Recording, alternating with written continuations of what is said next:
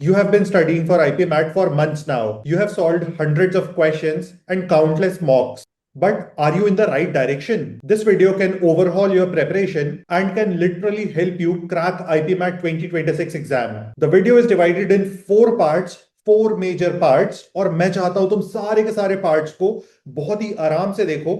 और अगर तुम बिजी हो और इस वीडियो को प्ले करके देख रहे हो तो यहीं पे रुक जाओ, क्योंकि इस वीडियो को तुम्हें 100% फ्री होके देखना पड़ेगा। मैं तुम्हें गारंटी देके बोल रहा हूं, इस वीडियो को देखने के बाद तुमको इतनी ज्यादा क्लैरिटी मिलेगी जितनी क्लैरिटी तुम्हें 50 क्लासेस में नहीं मिली होगी।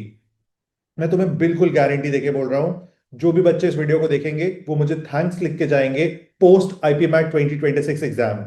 So let's audit the IP MAT preparation with the first part of the video, that is the baseline test. तो baseline test में हमें सबसे पहले क्या करना है? तो देखो, सबसे पहले पॉइंट नंबर 1, बहुत ही इजी सी चीज है जो मैं तुम्हें बताने वाला हूं। सबसे पहला टास्क होना चाहिए तुम्हारा, टेक अ मॉक टेस्ट। यहां पे अभी तुम्हारे लिए मॉक टेस्ट देना बहुत ज्यादा इंपॉर्टेंट है। सिर्फ एक सिंगल मॉक टेस्ट देना है, और इस मॉक टेस्ट को इस तरह से देना है कि ये तुम्हारा रियल एग्जाम है। इसमें ऐसा नहीं होना चाहिए कि तुम ब्रेक्स ले रहे हो, तुम अपनी मस्ती में दे रहे हो, तुम किसी भी तरह की सीरियसनेस नहीं रख रहे हो। तुम्हें 100% विथ फुल अटेंशन इस मॉक को देना है। देखो, इस मॉक टेस्ट को देने का इंटेंट क्या है, अब तुम्हें इस चीज को समझने की जरूरत है। हम यहां पे बिल्कुल भी इंटेंट नहीं कर रहे हैं कि हम बेस्ट स्कोर कर लें या गुड स्कोर कर लें। This is not our intention. हम अपनी आईपी मैट प्रेपरेशन को जज करना चाहते हैं कि हम किस लेवल पे स्टैंड कर रहे हैं और यहां से हमें आगे कैसे जाना है। अगर तुम आज एक ऐसी पोजीशन में हो जहां पे तुम्हारी सिलेक्शन नहीं हो रही है, तो ये टेस्ट जो होगा ये तुम्हें सिलेक्शन की तरफ लेके जाएगा। तो अब यहां पे हम किस चीज को एनालाइज कर रहे हैं कि वेयर यू स्टैंड, यानी कि तुम्हारी करेंट स्टैंडिंग क्या है इन दिस एग्जाम। तो दो चीजों पे तो हम लोगों ने ध्यान दे दिया कि रियल एग्जाम लाइक सिचुएशन होनी चाहिए। गुड स्कोर करने के लिए हम लोग मॉक नहीं दे रहे हैं, हम लोग इस मॉक को दे रहे हैं अपनी करंट पोजीशन को जज करने के लिए। अब जैसे ही तुम इस मॉक टेस्ट को दे देते हो, इसके बाद आता है सबसे इंपॉर्टेंट फेज जो तुम्हें करना है। इस मॉक टेस्ट में तुम्हें तीन चीजों को रिकॉर्ड करना है। रिकॉर्ड करने का मतलब है वीडियो रिकॉर्ड करना नहीं, मेरे जैसे।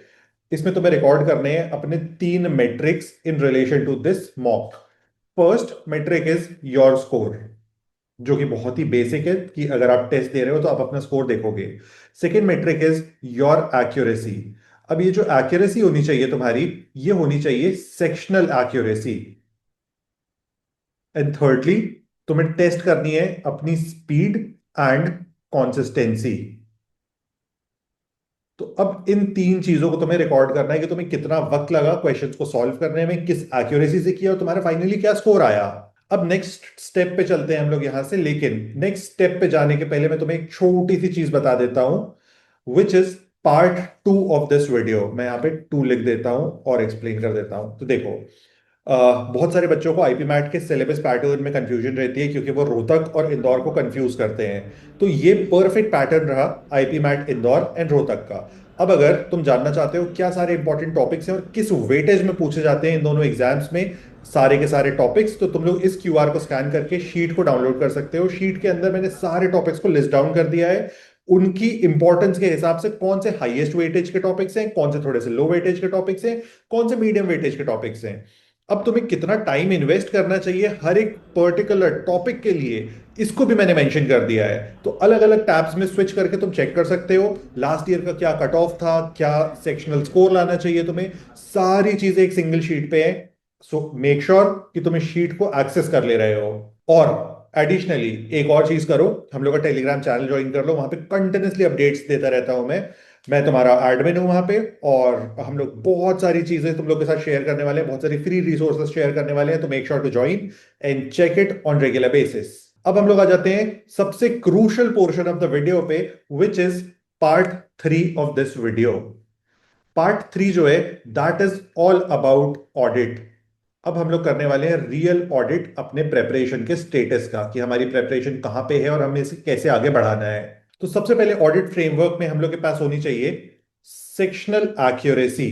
आपको सबसे पहले अपनी सेक्शनल एक्यूरेसी को निकालना है, क्योंकि सेक्शनल एक्यूरेसी से क्या बेनिफिट होगा मैं उस पर आता हूं एक मिनट में। तो सेक्शनल एक्यूरेसी कैसे निकालेंगे हम लोग, तो सिंपल सा फॉर्मूला है। आपने जितने भी क्वेश्चंस को करेक्ट किया है, divided by total number of questions into 100। इससे आपकी सेक्शनल एक्यूरेसी निकल के आ जाएगी कि आप किस सेक्शन को कितना एक्यूरेटली सॉल्व कर रहे हो। देन जब आपको अपनी आपकी सेक्शनल एक्यूरेसी पता चल गई है, तो मैं आपको एक बहुत ही की बात बता देता हूं जो हम लोग को एंड तक 90% बच्चों को समझ नहीं आती है, जिसकी वजह से 90% बच्चे फेल होते हैं इस एग्जाम में। And that is focusing on accuracy is more important. Accuracy पे फोकस करना is more important in comparison to speed. तो speed is your priority 2 and this is your priority 1। तो हमको सबसे पहले अपने लिए एक एक्यूरेसी को डेवलप करना है। अब इसको तुम इमेजिन कर सकते हो रियल लाइफ सिचुएशन से। अब जब तुम छोटे रहे होगे या आज से 2-3 साल पहले जब तुमने गाड़ी चलाना सीखा होगा, तो तुमने पहले क्या सीखा? गाड़ी को बैलेंस करना या गाड़ी को तेज भगाना। तो जब तक तुम गाड़ी बैलेंस नहीं करोगे, तेज कैसे भगाओगे? तो पहले कोशिश करो कि तुम्हारी गाड़ी पे बैलेंस आ जाए, तुम्हारी गाड़ी पे कंट्रोल आ जाए। तो कंट्रोल हियर इज एक्यूरेसी। तो एक्यूरेसी हमारा टॉप प्रायोरिटी है, टॉप गोल है। अगर एक्यूरेसी नहीं है तो कुछ भी नहीं कर पाओगे तुम विथ स्पीड। स्पीड से कहां चले जाओगे? कितने क्वेश्चन सॉल्व कर लोगे? क्वेश्चन सारे गलत होंगे। ठीक है, तो एकदम क्लियर थॉट प्रोसेस रखनी है, and thought process is accuracy. अब एक सिचुएशन को इमेजिन कर सकते हो तुम यहां पे। मान लो क्यूए में तुम्हारी 40% एक्यूरेसी है, ठीक है आज। वीए में तुम्हारी 65% एक्यूरेसी है। तो अब यहां पे तुम्हें क्लियरली दिख रहा होगा कि क्या वीक एरिया है। अब जैसे ही तुम्हें वीक एरिया दिख रहा है, इस वीक एरिया को टारगेट करना इजियर हो जाता है। अब ये जो क्यूए का 40% है, इसके अंदर हमें किन चीजों को टारगेट करना है, उस पर हम लोग थोड़ी देर से आ रहे हैं। लेकिन अभी तो हमें क्लियर कट डिस्टिंक्शन दिख रहा है कि हमारा फोकस क्या होना चाहिए, प्राइमरी गोल 1 क्या होना चाहिए। पता एक और चीज क्या होती है, बहुत सारे लोग अपनी आईपी मैट प्रेपरेशन में सिर्फ टाइम वेस्ट करते रहते हैं on things which are not important, और जिस चीज में वो ऑलरेडी अच्छे हैं उसी को वो प्रैक्टिस करते रहते हैं, सिर्फ ये बोल के कि ये चीज इंपॉर्टेंट है। तुम्हें ऐसा बिल्कुल भी नहीं करना है, तुम्हें ज्यादा चीजें कवर करनी है क्योंकि अभी टाइम है, तुम कर सकते हो। और एग्जाम क्रैक करने के लिए तुम्हें दोनों चीजों की जरूरत होती है, मतलब तुम्हें गुड नंबर ऑफ क्वेश्चंस भी सॉल्व करने हैं, विद एक्यूरेसी सॉल्व करने हैं। सिर्फ ऐसा नहीं है कि तुम कुछ कॉन्सेप्ट्स को पढ़ लोगे तो एग्जाम क्रैक हो जाएगा। ज्यादा अपनी एम्बिट रखोगे of solving questions, that would be better. मान लो परसेंटेज तुम्हें बहुत अच्छे से आता है, लेकिन परसेंटेज का मोस्ट डिफिकल्ट क्वेश्चन आ गया क्यूए में, क्या कर लोगे? वहां पे परेशान हो जाओगे, क्योंकि तुम्हारी स्ट्रेंथ जो थी, अब वो उस पेपर में उस दिन उस वक्त पे तुम्हारे लिए सबसे डिफिकल्ट सेक्शन बन गया है। इसलिए टाइम वेस्ट मत करना ऐसी चीजों पे जो तुम्हें ऑलरेडी आती हैं। समय वहां डालो जहां पे तुम्हें ज्यादा जरूरत है। अब अगर यहां पे देखो, यहां पे इस तरह से भी सोच सकते हो तुम, दोनों सेक्शंस तुम्हारे बहुत अच्छे नहीं जा रहे हैं, लेकिन which section requires more attention. Situation reverse कर देता हूं मैं एक सेकंड के लिए। अब मान लो क्यूए में मेरी 65% एक्यूरेसी आ रही है, क्योंकि बच्चे यहीं पे कंफ्यूज होते हैं। वीए में मेरी 40% एक्यूरेसी आ रही है। अब बच्चे स्टिल क्यूए को फोकस करते हैं, तुम क्यूए ही पढ़ने में लगे रहते हो, तुम्हें ऐसा लगता है कि क्यूए से एग्जाम क्रैक होती है। लेकिन वीए का सेक्शनल कट ऑफ अगर क्लियर नहीं होगा तो आईपी मैट ड्रीम खत्म है। अब इसके बाद हम लोग आ जाते हैं सेकेंड पॉइंट पे, and second point is time analysis पर सेक्शन। यहां पे हम लोग सबसे पहली चीज निकालने की कोशिश करेंगे कि हमें कितना टाइम देना है, किस चीज को, किस टॉपिक को स्लैश किस सेक्शन को हमें कितना टाइम इन्वेस्ट करना है। देखो यहां पे सबसे की पॉइंट क्या होता है जो बच्चे मिस करते हैं, स्टार पॉइंट, कि बच्चे इस तरह से सोचते हैं कि अगर मेरे सामने एक क्वेश्चन आ रहा है मॉक में या रियल आईपी मैट एग्जाम में, तो मुझे हर क्वेश्चन को विद इन 2 मिनट्स सॉल्व करना है, which is a very wrong concept. ऐसा बिल्कुल भी नहीं हो सकता कि आप हर क्वेश्चन को 2 मिनट में सॉल्व कर पाओ। कुछ क्वेश्चंस पे ज्यादा टाइम लगता है, कुछ क्वेश्चंस पे कम टाइम लगता है। तो आप अपने आप को एवरेज आउट करने की कोशिश मत करो। यहां पे आप परम्यूटेशन कॉम्बिनेशन मत लगाओ कि मैं इसको इतने में कर लूंगा, इसको इतने में कर लूंगा, इसको इतने में कर लूंगा, इस टॉपिक को तो मेरा काम बन जाएगा। आप यहाँ पे सिंपल थॉट प्रोसेस रखो कि आपसे वो क्वेश्चन सॉल्व होता है कि नहीं, और इस क्वेश्चन को अब आपको जो भी आपके पास बचा हुआ टाइम है एग्जाम के अंदर, उसमें रीजनेबल टाइम में सॉल्व करना है। As simple as that. तो हर क्वेश्चन के लिए डिफरेंट अमाउंट ऑफ टाइम लगना is not a bad thing, it's a good thing कि आपको हर कॉन्सेप्ट की अंडरस्टैंडिंग डिफरेंट है, आपको डिफरेंट टाइम लग सकता है। अब ट्रिग्नोमेट्री सॉल्व करने में और परसेंटेज सॉल्व करने में डिफरेंट टाइम लगता है, लेकिन बहुत सारे लोग यूट्यूब पे बताते हैं, इंस्टाग्राम पे बताते हैं कि हर क्वेश्चन को 2 मिनट के अंदर करो, which is a very wrong concept. मैं इस मिथ को ब्रेक करना चाहता हूं, सिर्फ इस बात को मैं इसलिए ही बता रहा हूं। अब हम लोग आ जाते हैं थर्ड पॉइंट पे। Third point is topic wise strength mapping. देखो ये जो होता है ना, टॉपिक वाइज अब जब आप समझने की कोशिश करते हो तो यही एक सबसे बड़ा डिफरेंशिएटिंग फैक्टर होता है बिटवीन वेग preparation and surgical preparation. Surgical preparation का मतलब होता है बिल्कुल डॉक्टर की तरह आपको प्रेपरेशन करनी है, एकदम डेप्थ में जाके। ऐसा नहीं कि आप सुपरफिशियली देख के कुछ भी कर रहे हो कि आज ये कर लिया, कल वो कर लिया, परसों वो कर लिया। इस तरह से हमारी थॉट नहीं होनी चाहिए। हमारी थॉट बहुत ही अलाइंड होनी चाहिए कि हमें क्या पढ़ना है, कितने वक्त में पढ़ना है और कैसे पढ़ना है। तो अब यहाँ पे आपको क्या करना होगा, सबसे पहले तो टॉपिक वाइज अपने आप को एनालाइज करना होगा। ठीक है, आपको कौन से टॉपिक समझ आ रहे हैं, कौन से टॉपिक्स नहीं समझ आ रहे हैं, कौन से टॉपिक्स में डिफिकल्टी हो रही है। अब इस चीज को आप कैसे करोगे मैं नेक्स्ट पॉइंट में आपको बताऊंगा। सेकंड एंड थर्ड पॉइंट का मिक्सचर है fourth point, which is the most important point of the whole video. अगर तुम यहां तक आ गए हो तो पूरी वीडियो का सार जो है वो इसके चौथे पॉइंट में है। तो अब यहाँ पे आपको एनालाइज कर लेना है। फॉर एग्जाम्पल मेरा परमिटेशन एंड कॉम्बिनेशन अच्छा नहीं है, हो सकता है तुम्हारा एवरेज अच्छा नहीं हो सकता है किसी और इंसान का परसेंटेज अच्छा नहीं हो। तो अब जिसको जितनी रिक्वायरमेंट है उसको उतनी दवाई खानी चाहिए। दिस इज सर्जिकल प्रेपरेशन, कि मुझे जिस चीज की रिक्वायरमेंट है मैं उस चीज को करूंगा। ऐसा नहीं होना चाहिए कि मैंने किसी मेंटोर की बात सुन ली या किसी की बात सुन ली और मैं हम लोग सब एक जैसी प्रेपरेशन कर रहे हैं, मेरी कुछ स्ट्रेंथ अलग है, मेरी कुछ वीकनेस अलग है, लेकिन मैं प्रेपरेशन तुम्हारे जैसे कर रहा हूं। मैं एक जेनेरिक एडवाइस नहीं दे सकता सारे के सारे बच्चों को। 30,000 बच्चे अपीयर करने वाले हैं, क्या मैं इस यूट्यूब वीडियो में आके सारे 30,000 बच्चों को एड्रेस कर सकता हूं? नहीं कर सकता हूं ना। हर बच्चे पे सेम चीज अप्लाई नहीं हो सकती। कोई साइंस स्ट्रीम का है, कोई ह्यूमैनिटीज का है, कोई कॉमर्स का है, कैसे सारे लोगों पे एक ही चीज अप्लाई हो जाएगी? अब इसको करने के लिए बहुत सिंपल सा फंडा है। फंडे पे आ जाते हैं हम लोग कि तुम्हें कैसे करना है टॉपिक वाइज। जो मैंने तुम्हें शीट प्रोवाइड की है पिछले वाले क्यूआर में, जो बिगिनिंग ऑफ द वीडियो है, उस क्यूआर पे जो शीट है उस शीट को प्रिंट कर लो और यहां से टॉपिक वाइज उसको प्रिंट करके उसको टिक करना स्टार्ट करो कि मेरे कौन कौन से टॉपिक्स हो गए हैं। अब मुझे कितना टाइम डालना है उस टॉपिक में उसको वहां पे मेंशन कर लो। मैंने अपने हिसाब से एक नॉर्मल आईपी मैट एस्पिरेंट के हिसाब से मैंने वहां पे डिफिकल्टी डाली है हर टॉपिक की, कितने नंबर ऑफ क्वेश्चन सॉल्व करने चाहिए एक एवरेज एस्पिरेंट को। हो सकता है तुम स्मार्ट हो सकता है तुम मुझसे ज्यादा बेवकूफ हो। तो अब जो भी तुम्हारी सिचुएशन है उस हिसाब से अपने आप को जज करो और शीट को यूज करो। मैं तुम्हें 100% बोल रहा हूं, तुम्हारी मॉक स्कोर एक्सपोनेंशियली बढ़ जाएगा। अब हम लोग आते हैं फोर्थ पॉइंट पे, which is the craziest point of the video. Error classification in IPMAT preparation. आधे से ज्यादा वक्त पे लोग अपनी गलतियां निकाल ही नहीं पाते हैं कि वो क्या गलती कमिट कर रहे हैं इन देयर प्रिपरेशन। अब मैं तुम्हें 4 पार्ट्स में एरर्स को क्लासिफाई करके बताऊंगा। मैं चाहता हूं तुम चारों पार्ट्स को बहुत अच्छे से ध्यान रखो और इसको समझने की कोशिश करो। और इसी ऑर्डर में अगर इसको फॉलो करोगे तो मैं डेफिनेटली बोल सकता हूं तुम्हारे एग्जाम में तुम्हें जब तुम एग्जाम अपीयर करने जाओगे तो उस पॉइंट तक तुम्हारी प्रेपरेशन बहुत अच्छी हो जाएगी और बहुत ही सिग्निफिकेंट इंप्रूवमेंट हो जाएगा अगर तुमने चारों एरर्स के पॉइंट को समझ लिए। बहुत इजी पॉइंट है, सबको पता होती है चीजें, लेकिन सबके दिमाग में ऑर्गेनाइज नहीं होती हैं। एक बार अगर कोई ऑर्केस्ट्रेट कर देता है उन चीजों को सामने से तो हम लोग के लिए इजियर बन जाती है। आज मैं वही रोल प्ले करने आया हूं तुम्हारे लिए। तो एरर क्लासिफिकेशन का स्पेशली ध्यान रखना है। 4 टाइप्स की एरर कमिट करते हैं हम लोग during our IPMAT preparation, during solving our mocks. तो अब वो चारों टाइप्स जो है उन्हें कैटेगराइज करो। हर क्वेश्चन पे तुम्हें कैटेगराइज करना है मैं कौन सी एरर कमिट कर रहा हूं। जो भी एरर मैं कमिट कर रहा हूं उसको मुझे सॉल्व करना होगा। हर मॉक पे या हर सेक्शनल टेस्ट पे जाके लिखो कि मैंने कौन सी गलती कमिट की थी। अब मान लो मैंने 10 क्वेश्चन सॉल्व किए, 10 में से अगर मेरे 4 क्वेश्चन गलत हो रहे हैं तो तुम इसमें से फिगर आउट करो तुमने कौन कौन सी गलतियां कमिट की थी। तो अगली बार तुम्हें ध्यान रहेगा कि ये गलती कमिट ना हो, या तुम्हें ये समझ आ जाएगा कि तुम इस पर्टिकुलर मिस्टेक को बार बार कमिट करते हो। और याद रखना सारे एरर्स इक्वल नहीं होते हैं, एरर्स में भी बहुत ज्यादा डिफरेंस होता है। ये यही क्लासिफिकेशन एक्सप्लेन करने की कोशिश कर रहा है।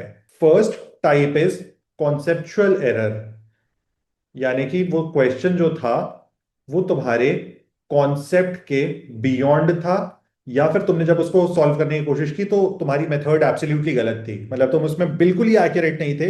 वो क्वेश्चन कुछ और पूछ रहा था, तुम सॉल्व कुछ और कर रहे थे, या तुम उसके एक्यूरेट आंसर पे कभी पहुंच ही नहीं सकते थे अपनी मेथड से। That is conceptual error.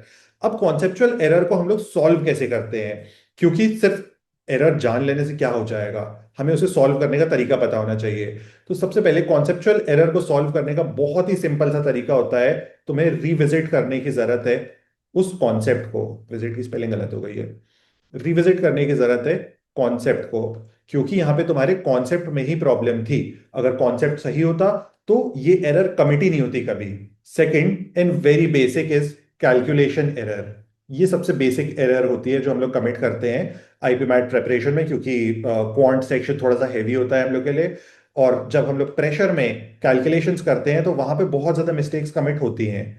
और ये वो मिस्टेक्स होती हैं जब एग्जाम हॉल से बाहर निकलने के बाद सबसे ज्यादा हम लोग रिग्रेट करते हैं। ये सबसे सिलियस्ट मिस्टेक्स होती हैं। और सबसे पहले सॉल्व किया जा सकता है कैलकुलेशन एरर को। तो calculation error is your priority one, कि मुझे सबसे पहले अवॉइड करना है कैलकुलेशन एरर्स को। Next and third and very very important is misleading error. ये तुम एक्सेप्ट करोगे, तुम्हारे साथ होता है मॉक में। मिसलीडिंग एरर का मतलब होता है, एकदम सिंपल भाषा में अगर मैं बोलूं तो, मिसलीडिंग एरर का मतलब है कि मैंने क्वेश्चन को समझने में गलती कर दी। यानी कि इंटरप्रिटेशन मिस्टेक है।